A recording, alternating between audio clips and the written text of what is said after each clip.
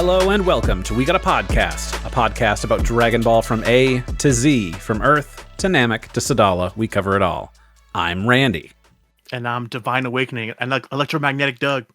And I'm the Master of Emotional Control, Ken.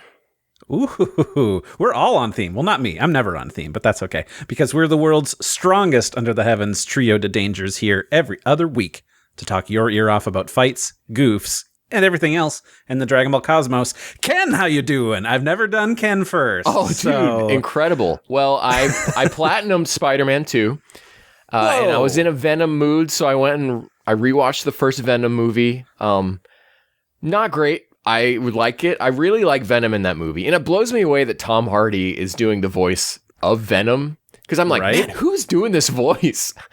And then in the credits, it's just like, Tom Hardy, Eddie Brock / Venom, and I'm like, okay. Well, so when are they going to credit Venom? Oh, they did. Oh, he is. Yeah, it's him. So yeah, it's definitely an interesting Venom. I'll give him that. I think I like silly Venom. I mean, Venom can be very silly in the comics as well. And then I immediately went and purchased Venom Let There Be Carnage on Blu-ray, which I had never seen. Why? It was like $11. And I'm like, well, I have Venom 1 on Blu-ray, and this way I'll have the set, and then I'll get the third one when it comes Venom out. 1 on Blu-ray? I have all the Spider-Man movies on Blu-ray. So I'll just keep, I'm keeping it. I'm not getting Morbius. Screw that. I have an addiction. Yeah, I'll just keep this going. I buy them on sale, Doug. Anyways, okay, good. Let Them Be Carnage. Let Them Eat Carnage, whatever you want to call the movie, was great. It was, okay, let me rephrase that. It's not great. I really liked it. There you go. There okay, we go. I like that. It's a super corny movie. It feels like extremely 90s, and I think that's what I like about these Venom movies, is they feel like they're from a bygone era of superhero movies. Sony doesn't know how to make movies anymore. But that's okay in this instance, because we get so like bogged into the MCU style. So something that's like of before those times is like, this feels nostalgic, like Daredevil with Ben Affleck, right? You know, like that kind of a feel to it. Yeah. Fantastic. And then, so to break the illusion, we're recording this a week after the last recording we just did. So I haven't really done a whole lot in that period of time. I'm still watching Frasier. I'm still reading Evangelion anime. I know we haven't been talking about that, but those are still ongoing projects, so to speak. For Frasier, did you see that news about who's going to be in season 2?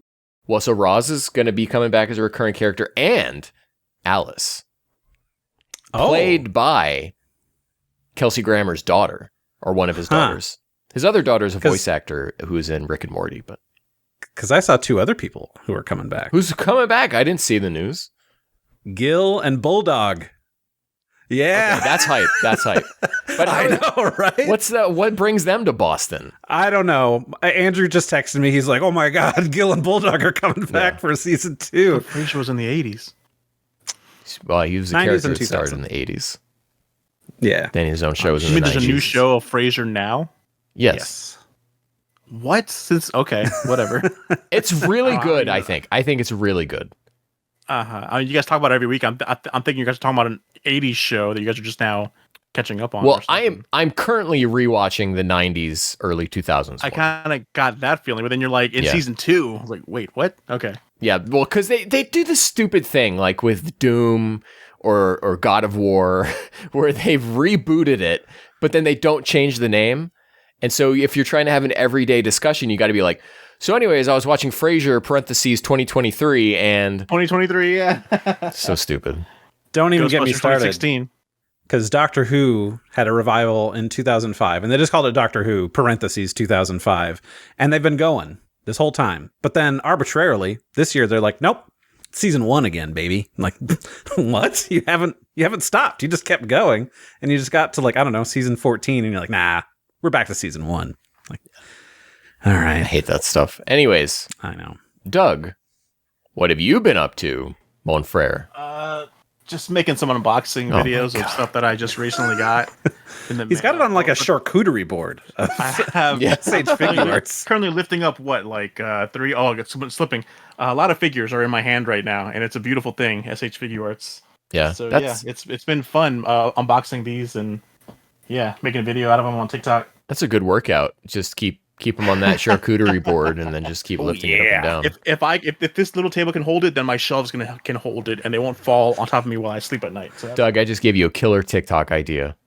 what did you say? The figure workout. Figure arts. Yeah, the figure workout. I thought about doing a montage of like me trying my hardest to train to not buy figures when they come out. Just like, don't click that checkout button. Don't do it. Come on, I'm sweating at the computer. But you gotta do 10 reps, and it's like opening the box and like pulling a thing out, and then like lifting a whole bunch of them. Yeah, you're right. I'll put that in the notes. Yeah, that's a good one. That is good. Doug, you gotta ask. Sorry, Ken, how you doing? Just kidding. Randy. See what you've done, Randy. I know, I've thrown the whole thing off balance. I'm doing fine. What am I doing? Finished Sandland, the TV show. Yeah. Nice. Did you just say anime? He did. Sure he did. He hicked up. I think his camera bleeped. So Anime. There we go. So I did that. We got to talk about that one of these days, my dudes. Possibly next episode, if we play our cards right. We'll discuss that after the fact. Right. That'll be some behind the curtain chit chat. I started playing that Guardians of the Galaxy game that came out in 2021. That's a good one. Have you played it, Ken? No. I think I'd rather gouge my eyes out. No, interesting. You think you would until you play it, and then it's like, oh no, this is actually more enjoyable than I initially thought. Is the writing quality of it like, that just happened? No. Really? Not really. Okay, so it's better than the movie, you're saying? Yeah. Right, Randy? I haven't played it much, but I'll be honest, when people bring that stuff up, I don't see it. So, like, I don't even know what you're talking about. So it's just entertaining me. I can't differentiate either way for you. So, not my question to answer. It's not as much as you would think it is. It definitely is still there, but it's not as badly as you think it was. It's a very manageable, and the gameplay is fun. Mm-hmm. Yeah, I'm digging it. It is decently short. I think it was 15 or so hours or shorter, depending on some stuff. So not a big investment.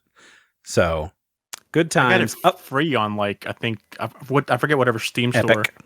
I think it was Epic. Yeah, when they had it for free. That's when I downloaded it. But yeah, it was just from the opening. Just when you wake up as him as a young kid in his room, just walking around the room was super cool and like looked incredible. Mm-hmm. It's made by the people who make the Deus Ex games, so if that has any appeal to you, I did like the first one. The first, the Human Revolution, from the current millennium, not the one from, or maybe the other ones did come out in the early 2000s. I don't remember. What was that old meme? The old Deus Ex. I didn't meme. ask for this. Yeah, good stuff. CC kids stuff. Back in the 2000s. Oh my gosh, no. So, and then the other thing, Ken had brought up that this is just a week after our last episode, and that is because we did a little schedule shuffling, because I'm moving a week and 3 days from now, so that's exciting. Not excited about that. I mean, it's stressful. Hired movers and stuff, so it's going to be easy. Oh, you did? Nice, yeah. Yeah. So people who watch the video version of this podcast, take a good look at Randy, because this is the last time you're ever going to see this set. It's true. Unless he takes a photo and then green screens it in next time. Unless he sets up his new place the exact same way as it is with the door right behind him. With the door right there, yep. I actually haven't completely planned out what my layout of the office is. Oh, dude, that's the funnest part for me. Like, I download a whole app and, like, do room organizers. I love doing that kind of stuff. Yeah, I'm probably going to do something like that. I'm going to do some more measuring this weekend when I go to the house to figure some other stuff out. So then I might plan it out. So that's going to be exciting. So yeah, this will be an episode that comes out 3 weeks from now. When we're recording. 2 weeks. Yeah. So look forward to that. We'll have a lot to talk about next episode because more time will have passed. So that's more figures exciting. will arrive. So we'll go even longer before getting to the topic. That's true. Speaking of said topic. Let's roll into it, baby. Yeah. Let's do it. We're talking Young Jijii's Dragon Ball AF Part 3. No. Doug is so sad. Fucking kill me. No, I'm not going to do that because then I would have to reactivate the Dragon Balls, and that's a whole nother. You know what, Ken? The fact that you guys tricked me into reading this again. All right, whatever. You could just call out sick, be like, nah, I've got mega diarrhea. I can't make it, guys. And be like, okay, it's just Ken and Mega diarrhea. Yeah, you have to say that, though, otherwise we don't I got believe Super Saiyan 5 diarrhea. Ken, what is Young Jijii's Dragon Ball AF? So Young Jijii's Dragon Ball AF is one of many different versions of Dragon Ball AF, a story based around a concept of a character drawn in 1999 by David Montiel Franco for Hobby Consolas magazine, and then in which we would colloquially know him as Super Saiyan 5 Goku, but he's actually Tablos, and that's the guy who created him. Multiple people have done AF. There's two big ones. There is Toyotaro's, aka Toybles, and then, of course, we're reading Young Jijii's right now. So this is a story that picks up the adventures post-GT. It's true. And if you want to be caught up on where we are, we've got the patented Randy recap here, which is 3 years have passed since Son Goku disappeared after saving the Earth from the evil dragons. That peace was broken by... Oh God, every time I come across this, I'm always like, how do I say this? Aiz, the son of Frieza, who came to Earth to wreak havoc and killed Pan in the process. With no other choice but to use the Dragon Balls to revive her, Vegeta, Gohan, Gotenks, and Oob train to become strong enough to take on the evil dragons, who will also return when their wish is granted. How will Vegeta and Gohan learn to control the furious form of Super Saiyan 5? And how will Goten, Trunks, and Oob find the strength to stand on their own against these supremely scary foes? Doug is already just shaking his head. Well, we got a flashback that, like, Pan was dead. I'm like, oh yeah, they fucking killed her. What? This is so edgy. So, Doug, what did you think? Yeah. I wish I could gouge my eyes out. And a lot of that going around. The worst thing I could ever have read, but I made it enjoyable by giving every character a funny, dumb dub voice to go with it, to make it more appealing to me. Like all of Gohan's voices would be like, "This key, could it be? I don't even never felt this before in my life." Like that kind of voice, and it just made it much more enjoyable for me to go along with it. So that's how I handled it. Interesting. For me, I don't know. I had an okay time. I didn't. It's just stuff happened.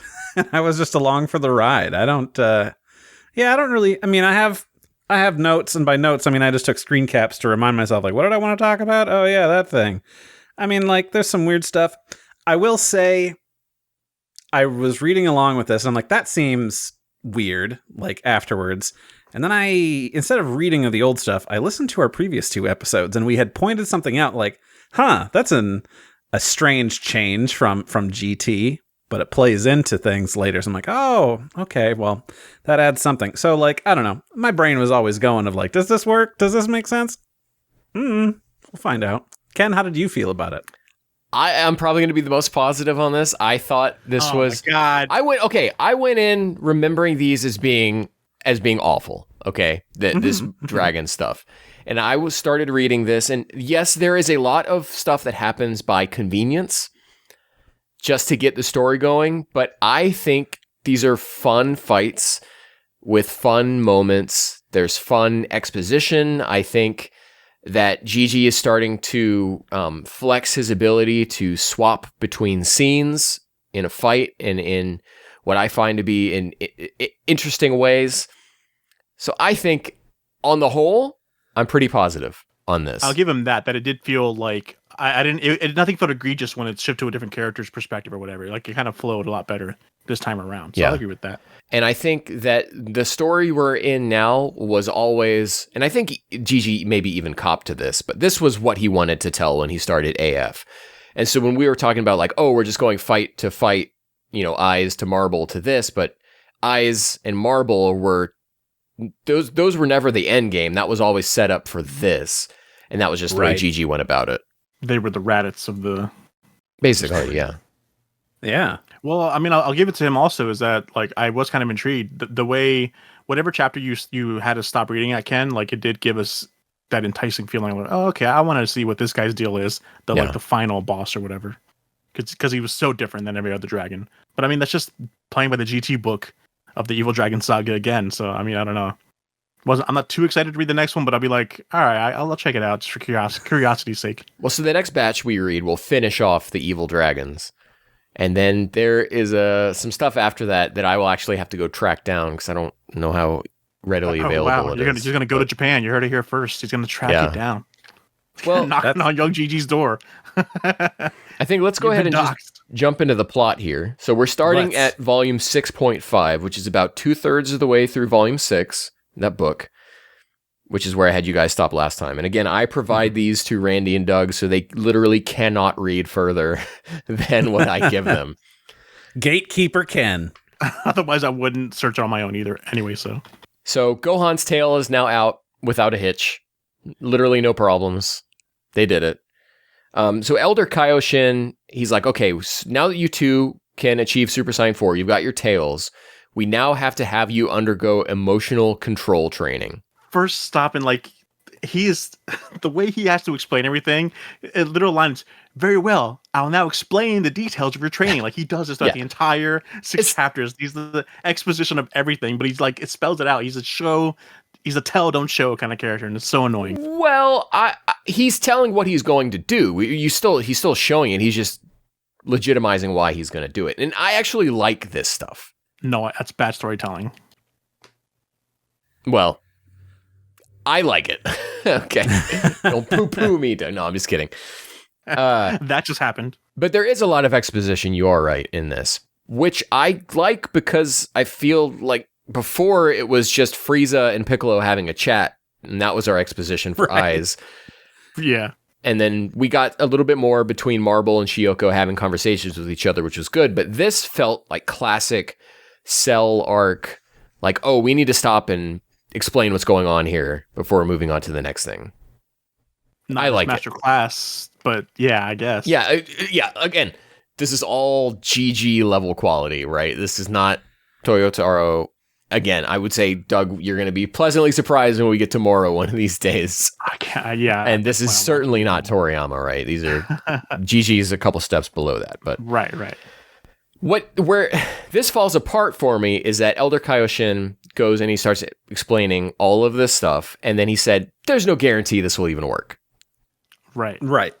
Which is like, okay, so something's gonna when you put a little nugget like that out there, Chekhov's gun. And something is going to go wrong in this training, right? But you'd think. Yeah. And there's even a second nugget where the regular Kaioshin is like, whoa, it even puts him in danger. He might die as well or whatever. Yeah, he might get brain damage. Like, whoa, okay. Nope, none of that. That was the thing that got me. I didn't think about it when I was reading. Literally, like, later that day, I was in the shower, and I was like, wait, he would die? He's already dead. And then I was like, wait, when I listened back to the podcast, we pointed out he doesn't have a halo anymore. So I was like, oh, but then I remembered the training went off without a hitch. Like nothing bad happened. What was the point of doing that? Elder Kaioshin got wished back at the end of Z. Dragon Ball. Yeah. Did he? Yeah, remember he gave his halo to Goku. And then he got wished back as part of the like bring everyone good back who died in the past so many hours. Oh. Didn't remember that. To get the energy for Boo. Doug, you're frozen. Can you do your little magic hand real quick? Did it work? No. All right, so we'll just keep going. Audio listeners. I'm frozen. Yeah, well, Doug figures this out. We'll keep going. This is my mood for the entire while reading this. All right, sure. Mood, so. Yeah. Applicable. So for audio listeners, he's very serious looking and disappointed. There was another thing looking through my quote-unquote notes that at the very start when everybody's kind of doing their training, Trunks brings up, Goten, as felt during the fight with Marble, our bodies seem to be pretty out of shape. That's probably also the reason why we're only able to maintain our Super Saiyan 4 transformation for a short time. No, that's just how Super Saiyan 4 infusion works. Like, we know this. I don't know why it's like, Goten, your ass is too fat. Goten. So we've got the Divine Awakening electromagnetic wave, which Doug called out earlier. That's true. Yeah, stupid ass fucking name. Okay, so they've got to do all of this emotional control training, right? And then all of a sudden, guys, the dragons are emerging ahead of time in just 3 days. keep in mind, our heroes had nothing to do with this 3-day thing, and they were going to do it in like a few days anyways. Right. So what is the point? Okay, as everyone freaks out, but it doesn't even matter because everyone wraps up their training anyways. Yep. Everyone gets it done. So what's the point?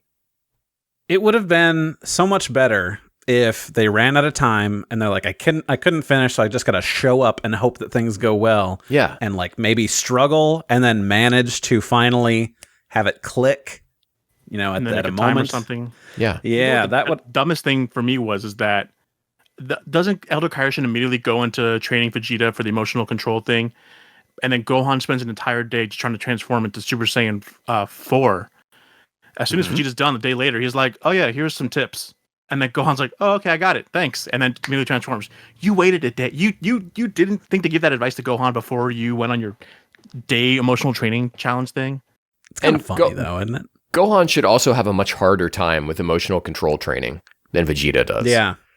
But he's all about that rage. Yeah, he doesn't really play on any of these things here. And again, maybe those things will come up later. They won't. But here, they don't. And I'm not foreshadowing anything because I don't remember what's going to happen in the next batch. But Gohan and Vegeta have both learned to achieve Super Saiyan 5. Somehow. On their own. Whatever. So, Volume 7.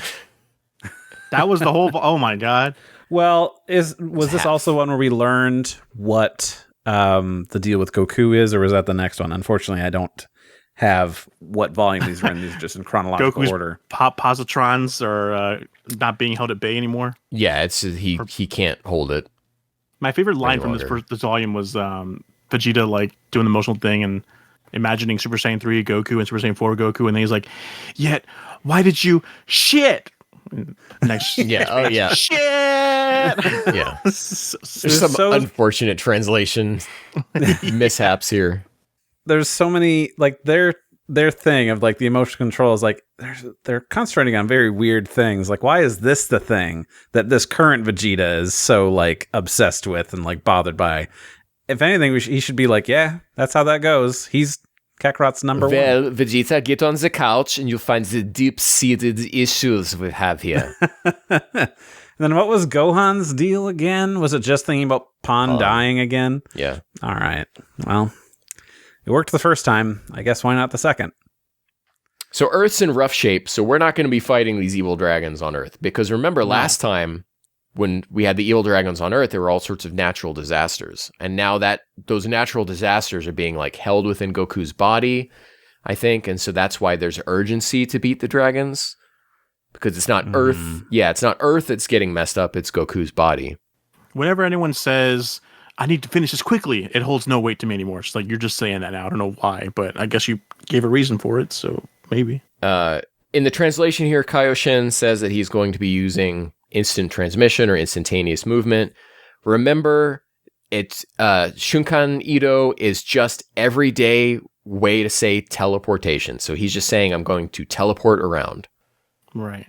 Which, fucking lame plan is to just let the dragons do their thing, and then I'm going to use the dragon radar, and I'm going to go find each one, teleport them to a planet where you guys will be at. You'll fight them one-on-one. I like that. Yeah. There's one part of the plan that I don't get, which is we pull Goku out, and he is still being affected by the negative energy. And this is when they're at Kami's place. And they're like, all right, well, let's go. And they take Goku away. I'm like, keep him there with Dende to like stabilize him. He's got healing magic. I'm not saying that he'll fix him, because obviously we have a plot thing to do, but like, I don't know, maybe bring the medic to stop the guy from bleeding at least. I don't know. Nobody else? No? Okay, that's fine. So we've got here are the different fighting locations we're at. We got the Dark Demon Realm, which I don't know, is that different than the Makai Realm? Where like King Dabra holds ring or whatever, or Beelzebub's dad? Yeah, I'm not sure. We got Planet Zune, which was Pui Pui's planet. Yep. Doug, of course, trivia, you know that. Yeah, 10 times Pui Pui, it's not Yakon's? No. No, he was like the darkness planet. Oh, remember? See, it's nighttime, so I figured, well, that's what it is. Right. We've got Planet Kachin, which is new. but Kachin is not. The metals. See, this one works in that logic, Randy, because remember in Dragon Ball, Kachin, the hardest metal in the world, was a brick to demonstrate just the metal. So in this example, the whole planet is made of that. Just those squares. It's the stupidest thing. No. It's cool. I think it's cool. It's a cool look. It's different. It's interesting terrain. Different. It's squares. We've got Planet Mujin. Okay, so I looked into this and like they just show like some mushroom trees or something, and I'm like, okay, so what is Mujin? So I went and looked it up, gshow.org, check it out. Mm-hmm. And Mujin, again, I don't know how this is written in Japanese. I don't know if it's written with kana or kanji, but Mujin most likely means uninhabited. Literally. Wow, okay. So if you assume that this if you just gave it a name, that's kind of funny. So if you assume this is Mujin Hoshi, then it would literally just mean uninhabited planet. But if it's kana, then maybe katakana, then you would probably say Planet Mujin. So, But that's the pun. It's literally just no one there. Yeah. And also the Kaioshin realm, they'll be fighting there. They're like, fuck it, the Kaioshin realm. Well, it's sturdy enough it withstood a fight with Boo, you know? Right. Yeah. But you would think they'd put some kind of fight like, no, that was a one-time thing only, especially if it's the Kaioshin that are suggesting it. But I mean, if Kibito is not around to poo-poo normal mortals being on the planet, then was it just him? No, but it was the Elder Kaioshin too. Like, on our sacred ground, you're going to fight here? No, it was Kibito, right. I think. Yeah. Okay. So that problem is gone then, yeah. So Gohan and Vegeta are going to have to each fight 2 dragons. So we've got 7 dragons, but we've only got 5 people to fight them. Mm-hmm. Makes sense. They're the strongest. Yeah, this is already an interesting thing. It's like, oh, okay, so we've got these 2 guys. We're mismatched here. We've got more bad guys than we have people to fight them. And remember, this isn't like Goku and Pan where they can take their time going to get these things. We've got to beat these dragons to do it fast or Goku's dead. Even though kind of everyone was already under the assumption that he was dead anyway. So, and then the Kaioshin, when he's explaining this plan of moving people over, he's like, hey, I might screw this whole thing up, so just kind of be ready for that. Again, there's that nugget. That nugget. Again, the Chekhov's gun. So clearly, we're going to hit a point where he messes up teleporting someone, right? Mm-hmm. Right? No, right? It doesn't happen. Wow. This made me realize that in anime, the trope of like, okay, here's our plan. This is what we're going to do. And then when the story actually happens, the plan doesn't go as planned, and it makes for an interesting story. I used to kind of hate that because it's kind of obvious, but now I see why that works so well when freaking young Jijii here doesn't use it correctly, and it's just like, okay, why did you even say it? I don't know. It's weird. So that's why I'm saying like a lot of the setup to get to these fights is like, okay, stuff's just happening because it needs to happen. But it doesn't even really need to. You're like, I still don't understand why the dragon spit stuff out early. Like, why did it matter? Because you wanted to give it urgency, but then that was going to happen anyways, whether or not Eyes and Marble had ever showed up and we ever got training for any of this stuff. So why did they have to fight separately? Why couldn't they just all go to one planet and fight all together or something? Because I don't know. I don't know about that. Maybe because it was the whole thing of he had to go find the dragons, because the dragons showed up all over Earth separately. Oh, okay. So it was just like, well, I'll bring you to you, I'll bring you to you, bring you to you, bring you to you. Or hey, summon the dragon on a different planet. Why did you? Whatever. Have we ever seen anybody? Well, yes, that's right. I was say at the end of the Namek arc, where I was like, can we ever use the balls on a different planet? They summon the Earth Dragon Balls on Namek. The Earth Dragon Balls fly up in the sky, fly to Earth, and then split apart from there. That would be wild. So Kaioshin begins teleporting. Oh, Goku's body gets spit out. Yeah, the evil dragon just spits him out like, Pachoo! Imperfect Cell. Awesome. Yeah, and then starts creating all the dragons, which is probably straight up traced from the anime when we did it in GT. Yeah. Mm-hmm. And Kaioshin sets off with Giru to go find the dragons. So, first fight, match number 1, Goten versus Super Wu Xing Long. All these dragons have different designs, and I wasn't expecting that. So it's weird to me. Yeah, that's true. I gave them all distinct voices. So like this first one was just like, all right, we're gonna go as wild as we can. Prepare to die, pathetic humans. That was the voice I gave this guy. that was also an interesting translation. Just everybody is like, man, you're really going wild there. Oh, we're going to go wild. Oh, man, let's go wild. Like, I'm so glad I'm finally out. I can go wild. yeah. So we get the thing where if someone's like, okay, what wish are you from? Because remember, there I are hate more than that. just 7 wishes. So much. I hate it. It's so unnatural the way they all bring it up before I kill you. What's that? What's the wish you were from? Can you tell me? I'm For the curious. lore, for the guidebooks. I just need to know. Yeah. It gives off the energy of like a father trying to ask their kid what they want for Christmas without like being obvious about it. It's like, why are you asking? It doesn't play into anything. There was one of these dragons where we actually don't get his wish that he came from. And then I was sitting there thinking about it, and I'm like, why do I care so much about like the lore of this AF comic? It's just who you are. It's in your It blood. really It's threw in me your off, DNA. and there was like a Battle of Gods reference, and like, wait, what? This is when is this? Well, we'll get to that. So, Yes. Super Wu Xinglong came from the wish of resurrect the people who were killed by Cell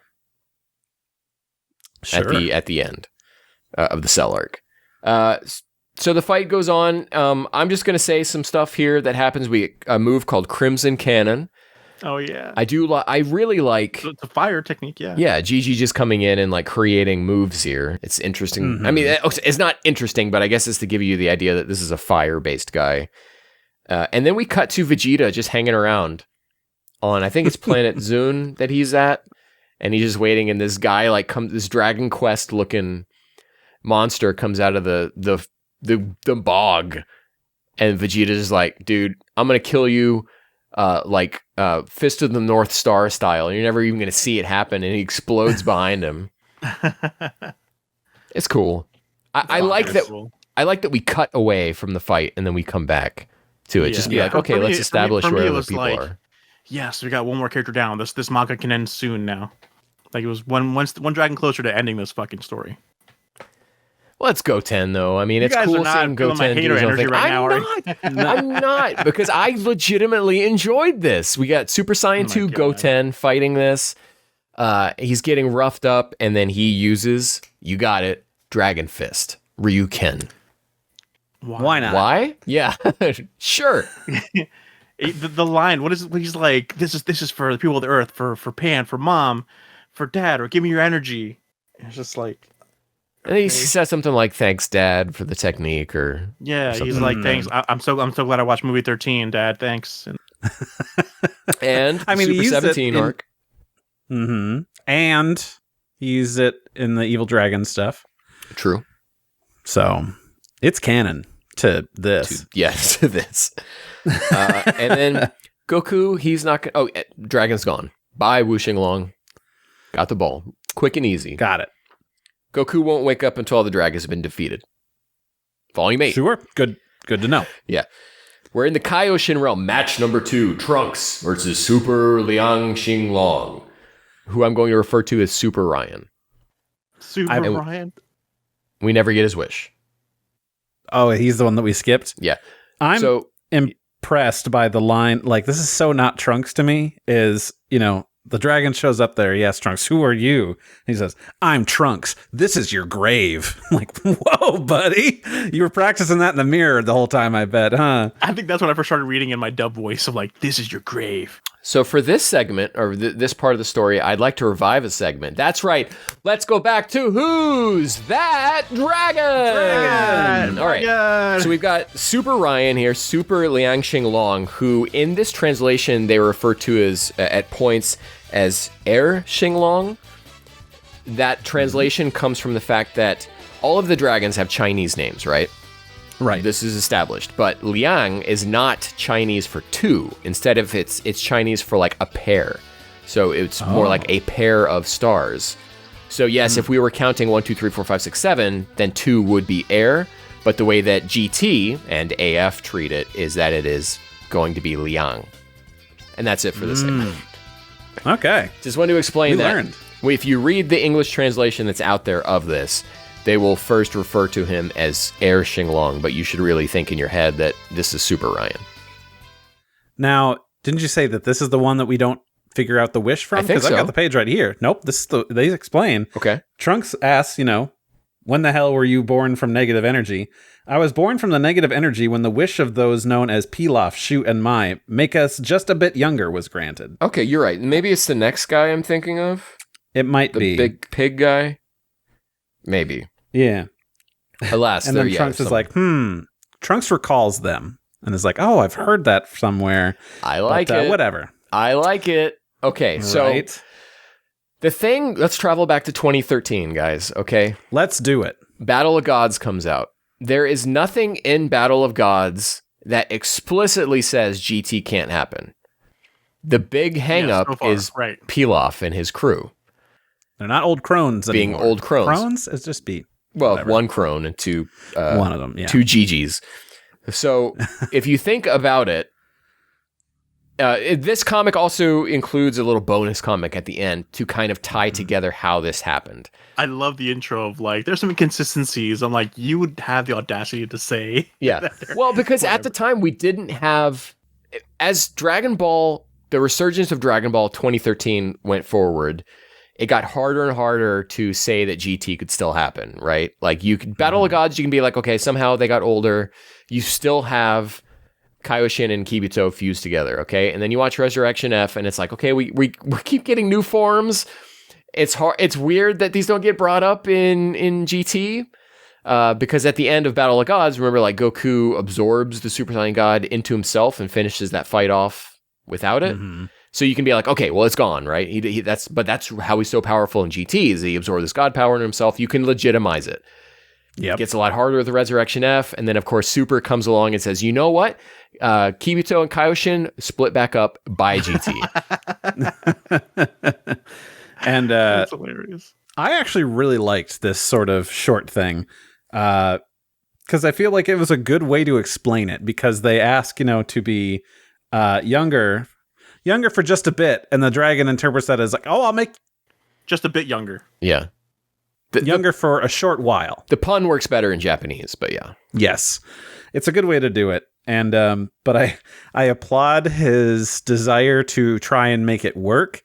And I'm not sure how much further into the future he writes this stuff, but I'll be curious to see like, okay, what mental gymnastics are we going to do? And when you could just say, you know what, screw it. I don't care what happened, what new stuff gets introduced. I'm just going to plow ahead with what I'm doing. Who cares what they do with Super? So, but it's refreshing to me to read this and something that started pre-Battle of Gods, right? Where GT, it was only GT. And then now we've hit a point where Battle of Gods comes out and he finds a way to make it work in his story. Mm-hmm. Which is, It's clever. It's clever, yeah. And just praise for Jijii, right? Yeah, yes, I love it. exactly. So back to the fight. Well, actually, no. Now we're splitting. We're cutting away to Planet Mujin, where we see a little bit of Oob versus Super Lu Xinglong, who I'm going to refer to as Super Lu. And Super Lu, I think, is the one who we don't see the wish for. I might be right. I don't have a screen cap of that one. Oob doesn't think to ask him where you're from, so. Yeah. Back to Trunks. We've got Super Burning Attack, which I think might be a Jijii original. We've got Thunder Buster, which Jijii I read that original, I as think. Thunder Buns when I first read it. Thunder Buns. And then Trunks. So Trunks is doing this fight, and he's got to do it, man. He's like, I'm going to unleash this form. Super Saiyan 3, Trunks, right? Mm-hmm. And then we get a little bit of exposition where he says the trick to Super Saiyan 3, the method, is releasing large amounts of ki. And then we get like a little graphic where the energy's leaving. The arrows and everything around. Yeah, and I'm like, cool. I like a little more. It's not like necessarily you're shaking up the world of what Super Saiyan 3 is, but you're just being like, hey, here's a little bit of like Dragon Ball world science about this move. It's like a Naruto explanation from early Naruto. So. Yeah. For a form that you can't maintain for very long, and the amount of times that he's like, I got to do this fast, this form won't last. Why? It's going on too long. You have to wrap it up faster, fewer pages, so we can feel that it's, actually has a time limit. Yeah. And then we switch back to Super Lu, and dude, Oob is in rough shape. Oob's getting it. Yeah, he can't. He's down. So at the end of this comic is when we have that little peel-off comic, and then young Jijii, I don't know if you've been reading his comments as you go along, but he says he's thinking of connecting Beerus and Super Saiyan God to AF. Yeah. And the crowd goes wild. Yeah.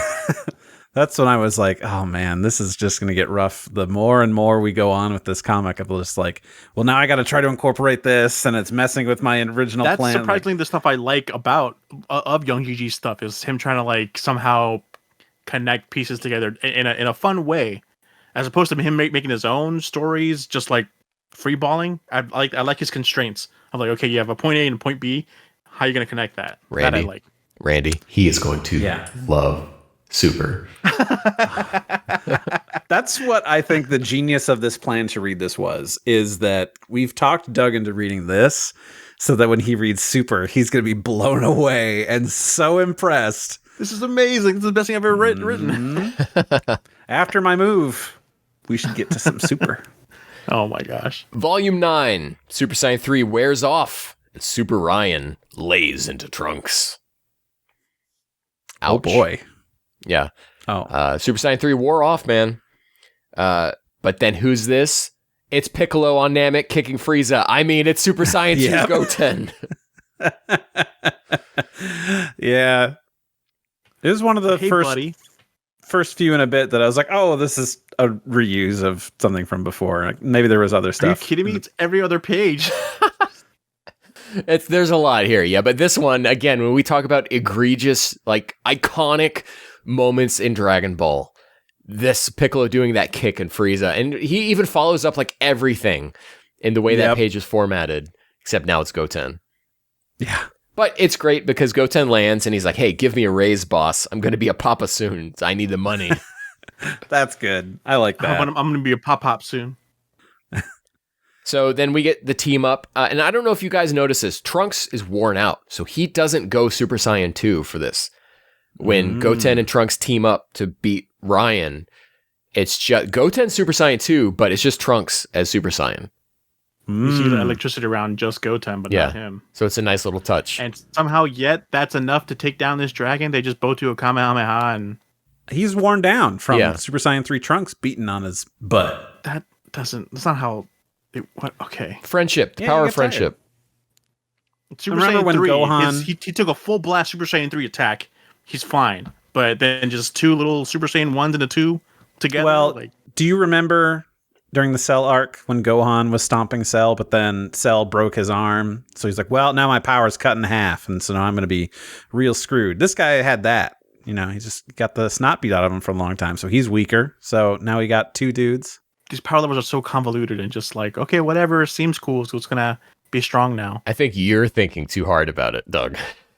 I'm not. You're on the Kanzenshu forums arguing power levels. It's just, I don't know, man. It's annoying. Back to Oob versus Super Lou, all right? So they beat the dragon. Ryan's dead. They've got his ball, and now we're doing Oob and Super Lou. But Oob can't lay a single punch or any kind of attack on Lou. What's going on? And Lou's like, well, you're about to die, so let me do the classic thing that every villain should never do. And I'm going to tell you. Yeah. Can I read in my rendition what he says? Sure. So all right. We got the the Doug voice for Super Lou. You want me to tell you why your attacks aren't working against me, right? What the hell? Well, actually, due to the tremendous negative energy coming out of my body, the power of all positive energy is rendered completely ineffective in a 5-meter radius circle around me. That's why those with the strong power of justice like you will very bad compatibility with my ki. Dude, Funimation, Chris Abbott, casting directors. Give me a call. There you go, Doug. Got it. So Oob's full of too much power, positive energy. He can't beat this negative energy guy. His strong sense of justice. Yeah. Is, Which, okay. Working against him. When we were watching GT, Randy, go ahead. I was going to say, I was going to praise this because I think it's a really great way to kind of shake things up, that it's not just a regular fight, and also kind of make us think, we did the wrong matchup. We should put Vegeta against this guy, because maybe of all the people, he would have been a bit more negative. He could at least got a hit or two in. But that would have been funny if that was his 2-page fight instead of the random whatever swamp dragon it was, you know? It would have been the same thing as the Kui fight, where he's like, Kui's all cocky because I'm like, yeah, this is my plan. There's 10 times gravity, and Vegeta's like, I train at 100, so boom. Same kind of vibe, you know. I'm gonna agree with Randy. I like this. in the context of this whole positive negative energy thing that they introduced in GT sucks. It's really, really bad and way too hokey. So kind of like turning it on its head into a gag of because Oob's sense of justice is so positive that he can't be this negative guy. I really like. It's like turning something bad into something funny, good, kind of playing with it. Using the tools that you're given. So Oob starts tripping out, dude, and he triggers the coolest shit ever. Well, okay, in my fan fiction. Here it's cool too, but conceptually it's cool. Yeah. The Majin transformation. Oh. His Majin energy is coming out. Right? Because it's still in him. Yeah. Right? Because he fused with Fat Boo during the baby fight. But that doesn't have anything to do with the pure Boo. But he's a reincarnation of pure evil, Doug. Mm-hmm. That's true. I did like that throwaway line, not throwaway line, but the actual line. I think it's Supreme Kaioshin was like his spirit is tapping into his old spirit. It's like, okay, I can vibe with that then, because it is like if that kind of religiousness of like the reincarnation, yeah, I guess that makes sense. Yeah, I'm down with that because of that line. So Doug, I know you hate it when someone powers up and everyone like notices their power, but here when Oob triggers it, everyone's like, whoa! Like he's here. Was perfect. I felt that with it. I believe that more than anything. Yeah. Anytime a Dragon Ball character said that in the past 10 years. I like it here though, but to me, I'm like, it's a cool moment. Everyone's like, this is like evil energy. Yeah, this is like, oh no, like this could be the wrinkle in the best laid plans. It's not, but in the moment you don't know that, and it could be really cool. So, Volume 10. I like. Yeah. I think it's gross as hell. Like that's when when Ken posted a picture of this form yesterday, and I had not read this yet. I'm like, what the hell? What the hell in God's name is that? I hope it's not real. It's so gross looking in color. It's because he's pink and shiny, I think. Yeah. So it makes it a little offsetting. In color, in black and white, it's not as bad. So Volume 10. The Elder Kaioshin implies that it's the exposure to lose negative energy that triggered the transformation.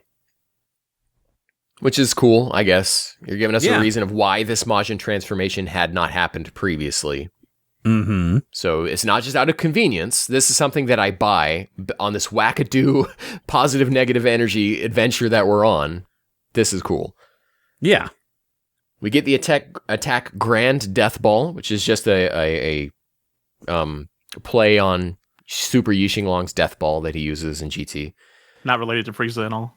So Oob wins handily. He starts cursing a lot and is very vulgar and rude, if you might, I might say. But he wins.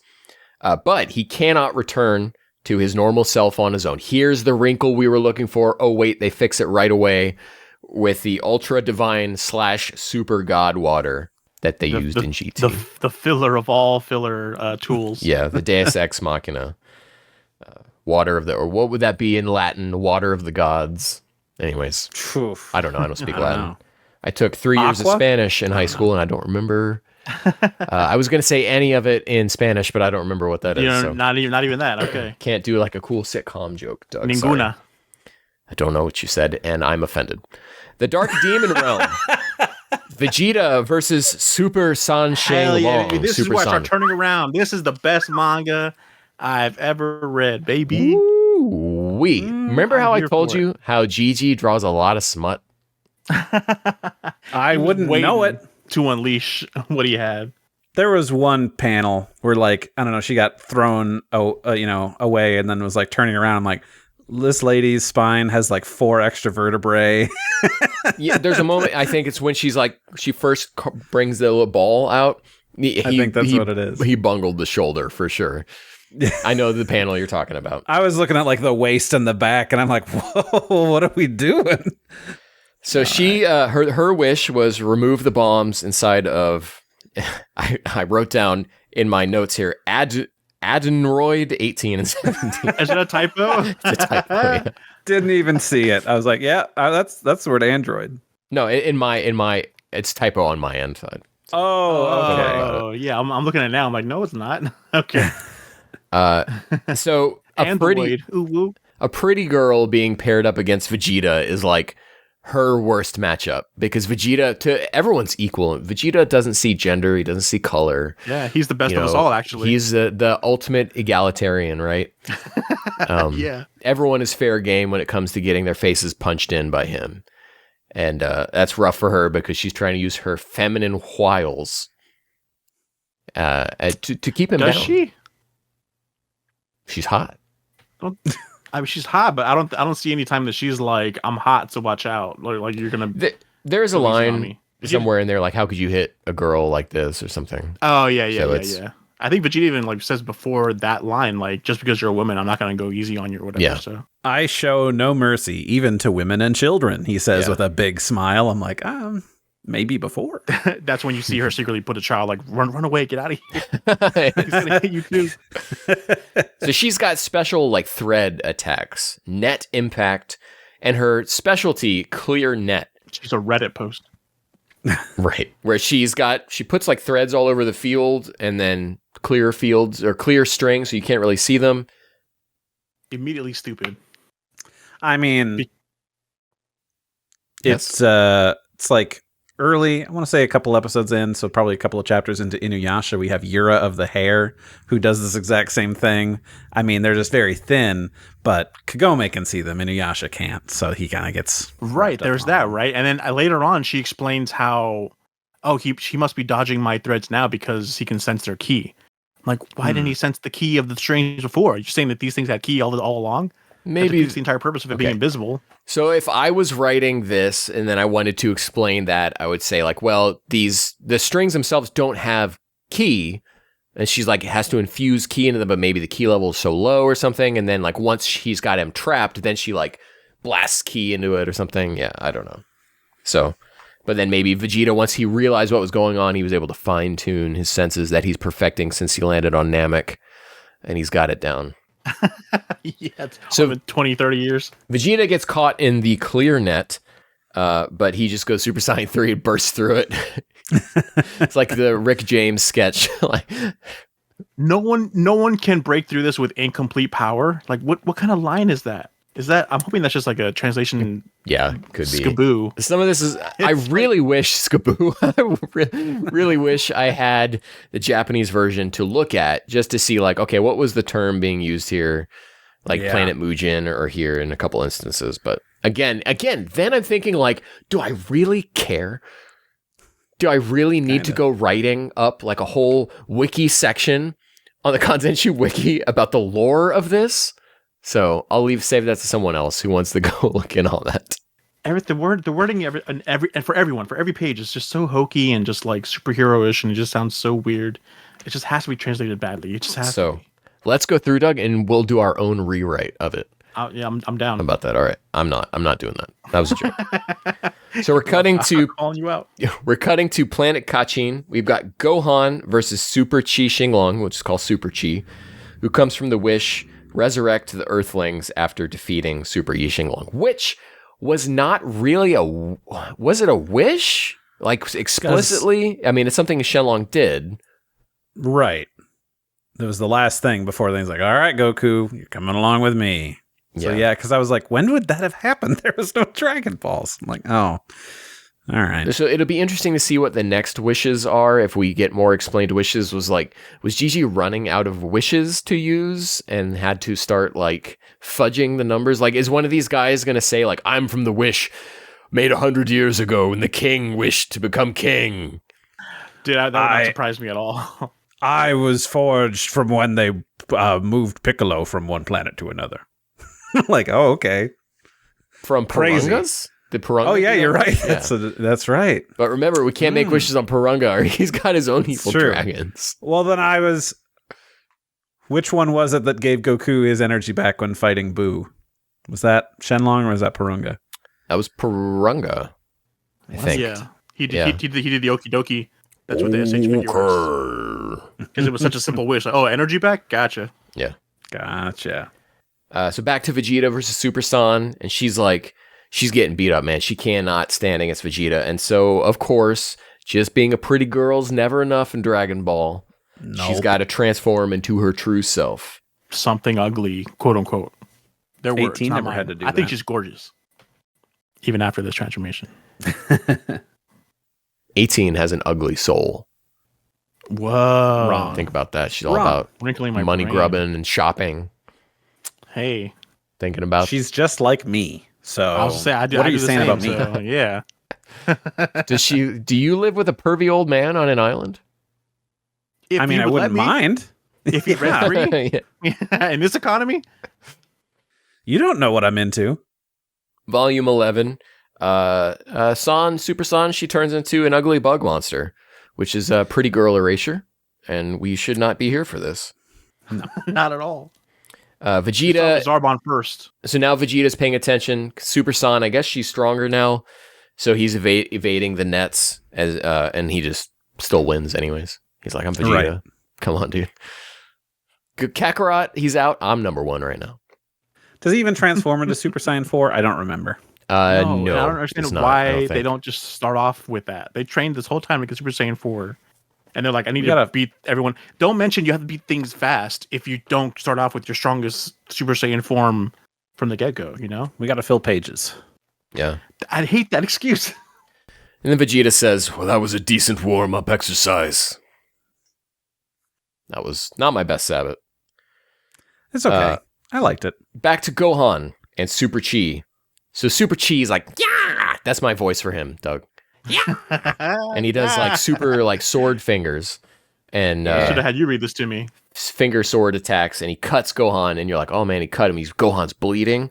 And Super Chi reveals that he can learn everything about an opponent by ingesting their blood, which immediately leads to possibly like the best panel Jiji's done, where after ingesting the blood, Super Chi's like, what the hell? And freaks out because all of a sudden he's learned how crazy strong Gohan is. It's like way in over his head. A naked Gohan in his head after that. Yeah. It's a good turn of things to be like, go from the cockiest, like, oh, I've got a one-up. Oh, no, Yeah. I'm way out of my depth. What did I sign up for? Yeah. So I think in this batch that we're in, Jijii feels like he's in his groove now. And he's got lots of, even if the moment to moment of what's happening is you can raise questions, he's getting the silly spirit of Toriyama is starting to flow through him, I feel. Yeah. And we get that I like can see with that. this. So Chi is like, well, I now know your weakness, and it's your daughter, your dead little girl, Pan. Mm-hmm. And Gohan falls to the ground and can't fight her. And wouldn't it be cool, this character who just went through all this emotional control training could overcome that. Yeah, what the hell? You're right. Why What? couldn't we could have had pages of just Gohan What was the contextless, without context, beating the snot out of Pan? Yeah. Yeah. That would have been That'd good. be edgelordy enough for what they were going for. What if Gohan was an abuser? Pan is like attacking, or Chi Pan is attacking Gohan, and Gohan falls to the ground, and so then Chi Pan turns back into Chi to unleash his normal form tornado ball, and then Gohan leaps up and transforms into Super Saiyan 4. Okay, we're gonna talk about something that happened in GT here, Yes. Yes. in which I thought of that immediately. Mm-hmm. remember, people, if you remember the giant mole creature who absorbed Pan into himself. And then Goku was acting like he was beaten, and then the mole dragon had Pan come out of his stomach, and then Gohan pulls Pan out and defeats the dragon and says, I knew all along you would do that. All I was according waiting to for that plan." moment. Yeah. I was waiting for What? that moment to strike you, which made no sense. And to how Goku would know that would happen. Right. Like, all according to plan. What? here, Jijii does it the right way. Yes. The ending explanation, I could vibe with that. Yeah.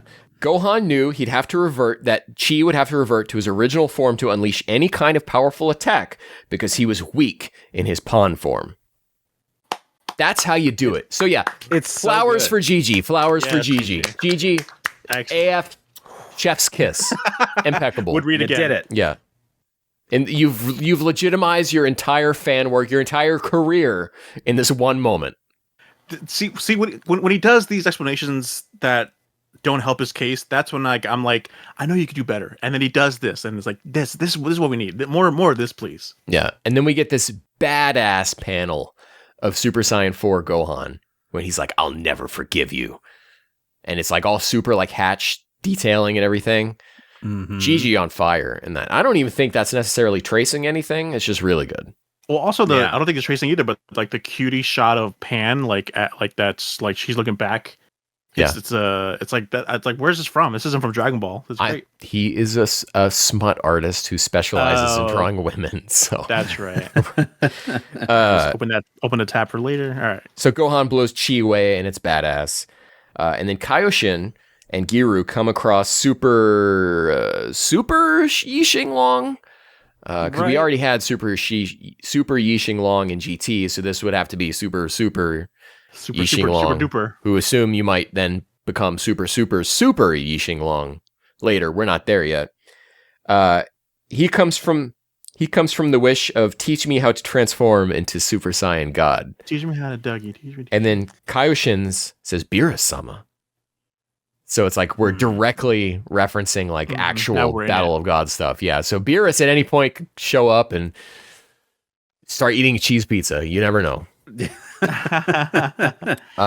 That is what threw me off, is like at the end of these chapters, I think he's been drawing like fan drawings of Beerus and Goku. Right. Like little title pages. And I'm like, wait, what?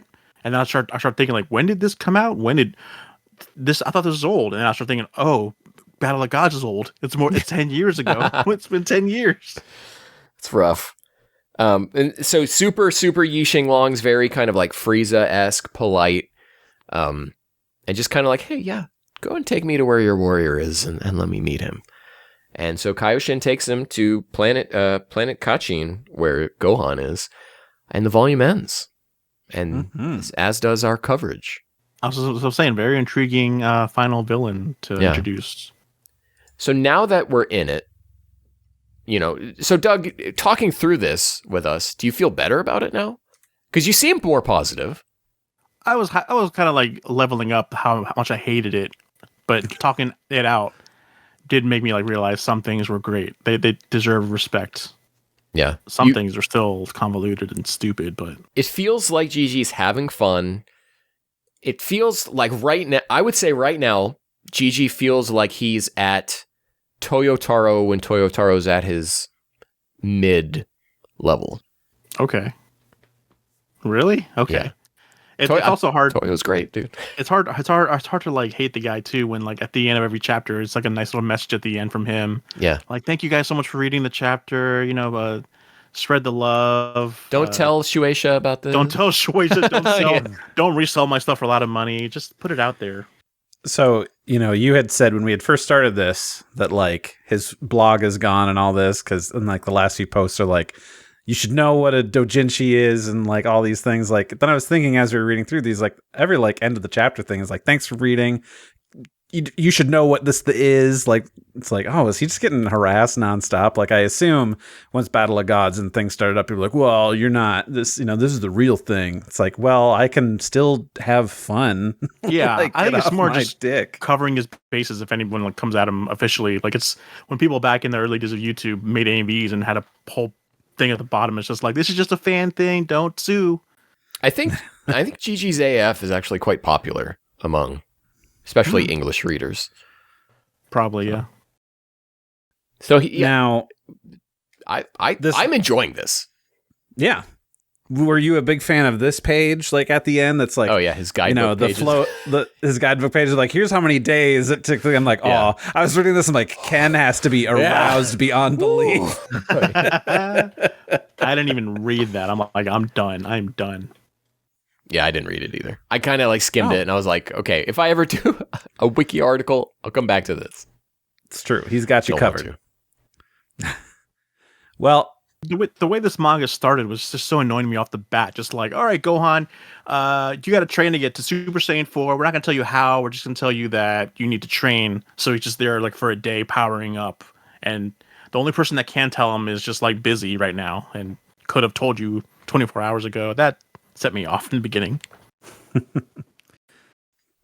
It's fair. I think, just like all the other ones, there are critiques and things like that. But overall, again, probably better than I could do because I do not have the gumption to sit and draw all this stuff. So, I don't know. I was along for the ride. I was having a good time. I look forward to see how the rest of this unfolds. I'm sure it won't be as great as I can imagine it will be, but it'll be something. I have zero memory of where this goes. So even I don't know. Well, you should ingest the blood of somebody who has memories of this. What the hell? He just remembered how this goes, and he's not happy about it. Dude, that's a good voice for him. I was thinking more of like Birdman from Rick and Morty kind of voice, like, "Oh, Gohan, you didn't have this before." Anything else you guys want to say before we take a little break? No, let's find out what the people had to say. All right. Oh yeah. Cool. Please. Then let's move on, and we'll have a break, and we'll see what you guys had to say right after this. All righty, we're back again to hear what you guys had to say about some more young Jijii fun times. I'm so distracted by the wonderful panels that Ken had to show us. It was really great. What the hell is this guy? He hides absurd power. There you go. Funimation call. That was pretty good. Ken, why don't you take this one from Narrow Nova? Yeah, Narrow Nova says, seems they decided to step on the gas and move past some of the plot this time. All action and no fluff. That said, yeah, Majin Oob was a highlight of these chapters, at least visually. Shame they only did the whole, here's this gimmick that will make it hard for me to lose once. Mm-hmm. Yeah, as soon as you said that it could have been like a wrinkle in the whole thing, I'm like, yeah, that would have been cool if he ended up being like one of the bad guys or something like that, or a longer term enemy. Yeah, it's a loose cannon. Nothing. Yeah, could have been fun. And then I'm going to take this one. We've got a thesis statement here from PikaFan3. I appreciate you. You're putting in the love and the hard work, and I'm so glad to have you as a listener. Says, hi there. Glad to be back for more AF. The stakes are fun. Goku's life being in danger has been done before, but since this time it's more immediate, it makes the conflict more engaging. It's clear that young Jijii padded out volumes 7, 8, and 10 by stalling with a warm-up between Goten with Super Wu Xinglong, Trunks with Super Air Xinglong, and Vegeta with Super San Xinglong. Although it is fun to watch, and I can see that the build-up serves to make the real fight stand out. As a writer, it is not a good idea to create unnecessary scenes in a story, and there is more than one way to create build-up that doesn't have to slow down the plot. Doug, Yes. They're on your side here. yes. I'm aware that Toriyama also used warm-ups or similar methods during his run, and I disagreed with them then as well. 1A plot's conflict shouldn't feel like a checklist to get through, but that's what the Shadow Dragons arc was in GT. After 2-star, it is 5-star's turn, then 6-star's turn, then 7-star's turn. The conflict doesn't naturally happen as it did in the Cell or the Frieza saga. Hey, the post got too long, so I gotta start here. One conflict is about engagement, and even a predictable conflict such as fighting 7 dragons can be made into one if done correctly, but GT does not do that. Not to mention that because of this formulaic conflict, it makes the Shadow Dragons feel not like characters who have goals, but chess pieces. Doug, your favorite chess. Yes. yeah. Dude, PikaFan is speaking my language. Is it an alt? Interesting. I'm not that eloquent, no. But chess pieces that are used when it's convenient for the plot to start moving. That was the problem with the Shadow Dragons arc in GT, and I can happily say that young Jijii made the formulaic conflict engaging. The conflict felt engaging and natural when, during Trunks' fight, we cut to Oob 2 times. I was engaged and excited to see what was going to happen. The conflict between Trunks and Super Super felt Ryan. engaging. Super Ryan, of course. Felt engaging because we almost immediately established that Trunks can't win. Although it's still clear that Vegeta and Gohan, along with their respective dragons, are still chess pieces waiting for the current plot to end so that their own plot can begin. I had more to say, but I don't want you to spend too much time on my post. Thanks. But yes, I couldn't agree more. And it just also, I want to say this every time we do like an AF read, is that it boosts how much skill Toriyama had himself because he does this formulaic things, but it's kind of hidden. He does a really good job of just kind of making it seem supernatural and just this just happens in the story. When Goku's healing in the time chamber after the Ginyu fight, you're not like waiting for we're just Vegeta and them are just the chess pieces to get to a point. You're like really engaged in their story, and you're like, oh, I wish Goku could be here, but I'm still engaged in this story. Whereas Sean Jijii and Schimmel would disagree. Jijii. Dude, he's waiting for that paycheck. He's like, come on, Goku, come out of that chamber, baby. I got rent to pay. This is so much better than it just being Goku and Pan doing everything. This is oh my god, yeah. All of our players who are not Piccolo are involved. Or Yamcha or Tenshinhan. You know, the main characters that we have now, they're all involved. So we got Vegeta doing stuff, Gohan, Trunks, Goten, and Oob. Yeah, but it's just the problem that like we had the exposition of Elder Kaioshin just saying this is what's gonna happen, this is the game we're gonna play, and then it just plays out that way. It's a very boring way to start a story, lay out a story. That's playing off of how they kind of wronged Elder Kaioshin in GT, where he just knows too much. Like he's like, this is Super Saiyan 4, and so now he knows 5 and how to do it. It is a remnant of like GT and how bad that was, that he just knows everything. It was a weird thing. Like, by my calculations, Gohan, you should be able to transform. What's your evidence for that? What are you talking about? What are your calculations? Yeah, man.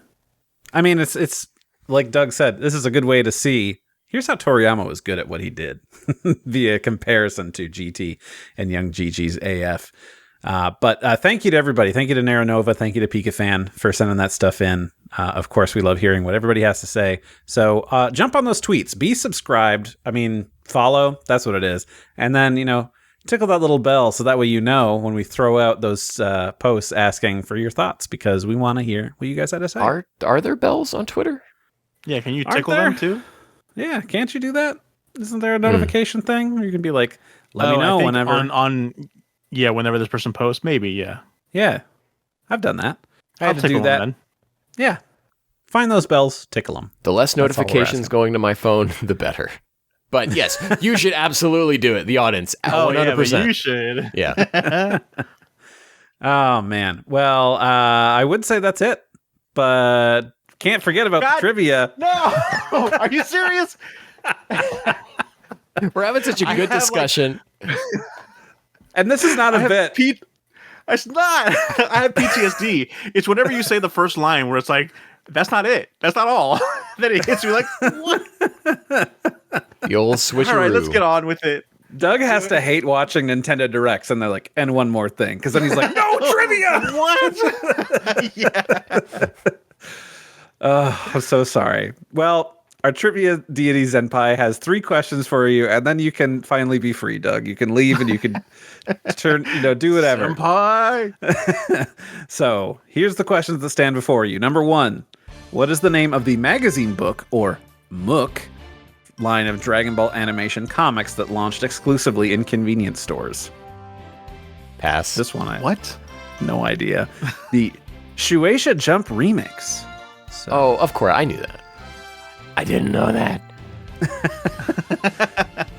So, point to Zenpai. Next question. What is the very last battle power level ever mentioned in the series? Is it Frieza's? Yeah, Frieza Form 2, right? 500. What was it, 530? I know it's iconic, but I don't know it. 530,000. But doesn't he say that his power level is like over 1 million? Oh, well, his first form is 530,000. He says that to Nail, and then when he's form 2, he says that we don't have scouters that could read it, but if it could, it's Trunks. Boom. Yeah. What's his battle power? There you go. Oh, I like that. All right. Mm-hmm. And then finally, with the upcoming launch of Dragon Ball Super Divers set to replace it, how long did Super Dragon Ball Heroes last as the main Dragon Ball card game for? Excuse me, what? So you remember we had Dragon Ball Card Ass, and then we had Dragon Ball Heroes, Super Dragon Ball Heroes, that whole thing. There's a new game in town, and it's called Dragon Ball Super Divers. Okay. There's actually a digital version as well as a physical version. So, okay, now what's the question again? Now that I know the words. How long was Heroes, the main Dragon Ball card game? I didn't know it ended. I'm going to say 12 years. Oh, I'm going to say 7. 7. Interesting. Ken, you're the closest. 13. Damn it, because I thought, like, when did Toyotaro start on Victory Mission, which was 2012, but it must have been a year before that. They gave Super some runway. Mm-hmm. Superhero. Hero. Dragon Ball Heroes. Sure. No I Super was yet. second. I was second closest to that correct answer. You were between the two. You also were the second closest. So put that feather in your hat. Well, that's actually it this time. So thank you for listening. Thank you for following along. We love interacting with you, keeping you in the conversation to talk about our favorite franchise in the world. And you can post at us on our socials at We Got a Pod, and you can email us at wegottapod@gmail.com. Thank you to Rifti Beats for letting us use his track Kakarot theme hip hop trap remix. You can find that track and other great music by Rifti on his SoundCloud. Ken, where can the people find you? You can find me at Detective X on twitter.com, which is now redirecting straight to x.com, but sometimes not. Goes back to twitter.com, and then I have to like reset all my ad block stuff. It's annoying.